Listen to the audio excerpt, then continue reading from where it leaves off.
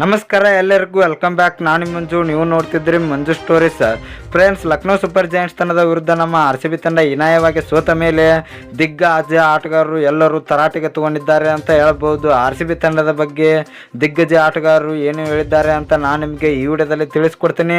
ಅದಕ್ಕಿಂತ ಮುಂಚೆ ನೀವೇನಾದರೂ ನಮ್ಮ ಚಾನಲ್ಗೆ ಹೊಸಬರಾಗಿದ್ದರೆ ತಪ್ಪದೆ ಸಬ್ಸ್ಕ್ರೈಬ್ ಮಾಡಿ, ಹಾಗೆ ಪಕ್ಕದಲ್ಲಿರೋ ಬೆಲ್ ಐಕಾನ್ ಪ್ರೆಸ್ ಮಾಡಿ ಆಲನ್ನು ಸೆಲೆಕ್ಟ್ ಮಾಡಿ. ಯಾಕೆಂದರೆ ನಾನು ಯಾವುದೇ ಕ್ರಿಕೆಟ್ ಬಗ್ಗೆ ವಿಡಿಯೋ ಮಾಡಿದ್ರೆ ನಿಮಗೆ ತಕ್ಷಣ ನೋಟಿಸಿ ಬರುತ್ತೆ, ಆವಾಗ ನೀವು ವಿಡಿಯೋನ ಮೊದಲಿಗರಾಗಿ ನೋಡಬಹುದು. ಸಬ್ಸ್ಕ್ರೈಬ್ ಅನ್ನೋದು ಸಂಪೂರ್ಣ ಉಚಿತ. ವಿಡಿಯೋ ಕೆಳಗಿನ ಬ್ಲಾಕ್ ಪೆನ್ ಇದೆ, ಮಾಡ್ಕೊಳ್ಳಿ. ಏನೋ ತರ ಮಾಡಿದೆ ವಿಡಿಯೋ ಶುರು ಮಾಡೋಣ ಬನ್ನಿ. ಇನ್ನು ಫ್ರೆಂಡ್ಸ್, ದಿಗ್ಗಜ ಆಟಗಾರರು ನಮ್ಮ RCB ತಂಡದ ಬಗ್ಗೆ ಏನು ಹೇಳಿದ್ದಾರೆ ಅಂತ ನೋಡಿದರೆ, AB de Villiers, Harbhajan Singh ಮತ್ತು ಸುರೇಶ್ ರೈನಾ ಅವರು RCB ತಂಡದ ಬಗ್ಗೆ ಕಮೆಂಟ್ ಮಾಡಿದ್ದಾರೆ. ಅಷ್ಟೇ ಅಲ್ಲದೆ ಜಿಯೋ ಸಿನಿಮಾದಲ್ಲಿ ಕಾಮೆಂಟ್ರಿ ಮಾಡುವಾಗ ಹೇಳಿದ್ದಾರೆ, RCB ತಂಡದ ಬ್ಯಾಟಿಂಗ್ ಅಂತ ಹೇಳ್ಕೊಳ್ಳುವಂಥ ಪರ್ಫಾರ್ಮೆನ್ಸನ್ನು ತೋರಲಿಲ್ಲ.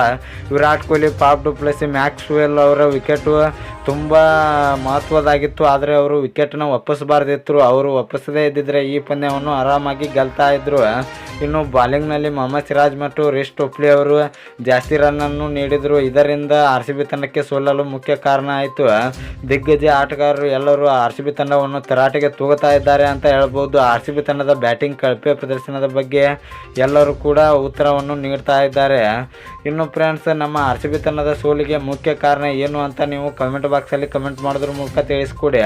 AB de Villiers ಮಾತ್ರ RCB ತಂಡದ ಬಗ್ಗೆ ಕೆಟ್ಟದಾಗಿ ಹೇಳಿದ್ದಾರೆ ಅಂತ ಹೇಳ್ಬೋದು. ಅವರ ಬ್ಯಾಟಿಂಗ್ ಲೈನಪ್ ಮಾತ್ರ ಈ ಸಲ ಸಖತ್ತಾಗಿಲ್ಲ ಅಂತ ಹೇಳಿದ್ದಾರೆ. ಯಾಕೆಂದರೆ ಕ್ಯಾಮರೂನ್ ಗ್ರೀನ್ ಅವರು ಕೂಡ ಅಂತ ಹೇಳ್ಕೊಳ್ಳುವಂಥ ಫಾರ್ಮ್ನಲ್ಲಿಲ್ಲ. ಅದಕ್ಕೆ ಈ ದಿಗ್ಗಜ ಆಟಗಾರರ ಉತ್ತರ ಈ ರೀತಿ ಇತ್ತು.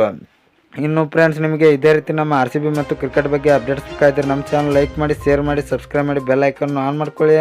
ಕ್ರಿಕೆಟ್ ಬಗ್ಗೆ ಜಾಸ್ತಿ ಅಪ್ಡೇಟ್ಸ್ ಬರ್ತಾ ಇರುತ್ತೆ, ಅದಕ್ಕೆ ಸಬ್ಸ್ಕ್ರೈಬ್ ಮಾಡ್ಕೊಳ್ಳಿ. ನಮಸ್ಕಾರ ಫ್ರೆಂಡ್ಸ್.